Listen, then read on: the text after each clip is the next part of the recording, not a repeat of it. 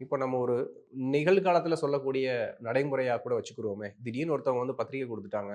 சொந்தக்காரங்க. ஒரு பெரிய செய்முறை அப்டின்னா, அப்போ அந்த மாசம் உங்களுக்கு வந்த வருமானத்தோடைய அளவு சேம் தான். அந்த திடீர்னு வந்த செலவு, அந்த செய்முறைன்னு சொல்லும்போது ஒரு பற்றாக்குறை. எப்பவுமே சேவிங்ஸ் அப்டின்னு ஒரு புரொடெக்ஷன் நம்ம கையில வச்சிருக்கிறோம் அப்டின்னா, உங்களுடைய ரிசர்வ்டு சேவிங்ஸ்ல இருந்து நீங்க அந்த எக்ஸ்பென்சஸ பிளான் பண்ணி எடுத்து நீங்க அவங்களுக்கு குடுக்கலாம். அந்த செய்முறைய நீங்க முடிப்பீங்க.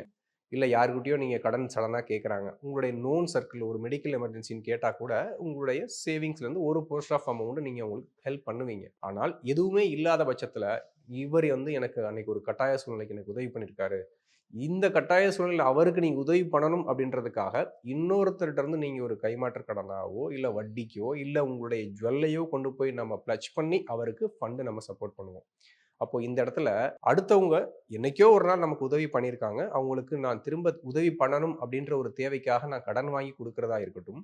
என்னுடைய அத்தியாவசிய செலவு நான் ஒரு செய்முறை செய்ய வேண்டியதாக கூட இருந்ததா கூட இருக்கட்டும். எல்லாத்துக்குமே ஏன் வருது? நமக்கு ஷார்ட் ஃபால் அப்படின்னா, நம்முடைய அந்த இன்கம் சோர்ஸ் ஒரே ஒரு சிங்கிள் இன்கம் சோர்ஸா இருக்கிறதுனால மட்டும் தான் இந்த பற்றாக்குறை வருது.